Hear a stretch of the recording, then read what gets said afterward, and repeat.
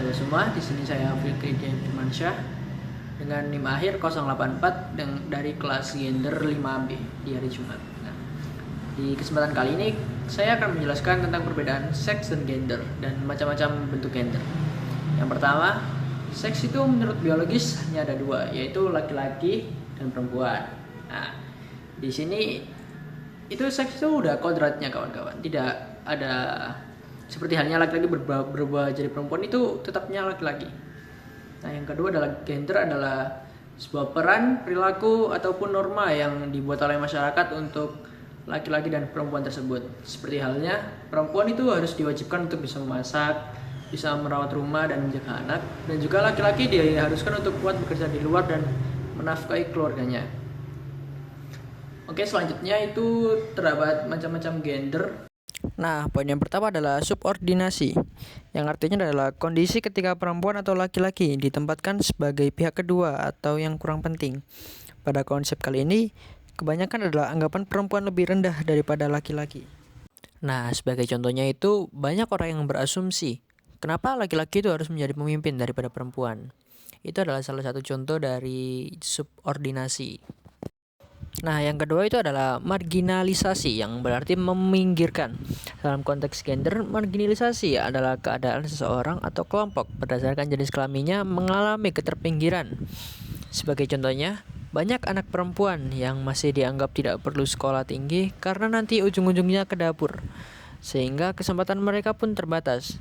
Nah, yang ketiga adalah double burden, atau bisa disebut dengan beban ganda. Pada konteks double burden, ini sering merujuk kepada perempuan yang menanggung dua jenis tanggung jawab sekaligus, yaitu yang pertama adalah tugas domestik seperti mengurus rumah tangga, memasak, dan mengasuh anak.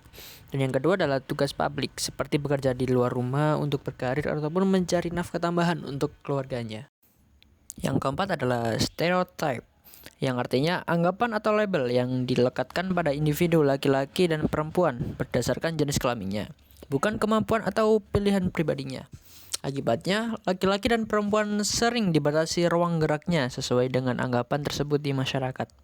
Seperti contohnya, yang pertama adalah laki-laki dianggap lebih kuat dan perempuan lebih lemah dalam hal fisik. Dan yang kedua, perempuan cocoknya di dapur daripada laki-laki. Dan sebaliknya, laki-laki lebih cocok di kantor daripada perempuan.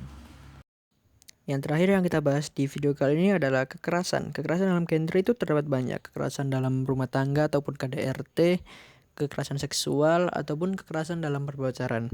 Kekerasan ini yang biasanya dianggap sebagai segala bentuk tindakan fisik, verbal, ataupun perkataan yang dilakukan terhadap seseorang karena identitasnya. Biasanya itu bertujuan untuk mengontrol atau mendominasi pada hal tertentu. Contoh pada kekerasan KDRT itu seperti halnya suami memukul istri karena istrinya tidak patuh. Itu adalah hal yang sangat dilarang dalam sebuah gender. Yang kedua, kekerasan seksual, yaitu setiap perbuatan yang merendahkan, menghina, menyerang, atau memaksa seseorang terkait tubuh dan seksualitasnya. Tidak harus berupa hubungan seksual, bisa juga pelecehan, sentuhan tidak diinginkan, atau ucapan cabul. Seperti contohnya, perempuan yang dipaksa berhubungan intim oleh pasangan meskinya tidak mau. Ataupun banyak orang yang mengata-ngatain pada sosial media perempuan tersebut. Itu juga termasuk pelecehan sosial. Kekerasan dalam pacaran ini seperti halnya KDRT, yaitu kekerasan secara fisik, psikis, seksual, ataupun emosi yang tidak terkontrol. Namun ini masih batas pacaran, belum menikah. Nah, tadi kan udah dijelaskan tentang bias gender dan berbagai macam bentuknya. Nah, dalam kehidupan sehari-hari kita itu sering banget menemui tentang bias gender. Seperti halnya yang paling mudah atau paling kecil itu stereotype. Dan yang paling serius itu adalah kekerasan. Hal ini menunjukkan agar betapa pentingnya kita memahami bias gender dan cara melawannya agar terjadi keadilan pada gender laki-laki dan perempuan. Nah, gender itu bukan berbicara tentang soal siapa yang kuat dan siapa yang lemah, namun berbicara soal cara menghargai sesama manusia.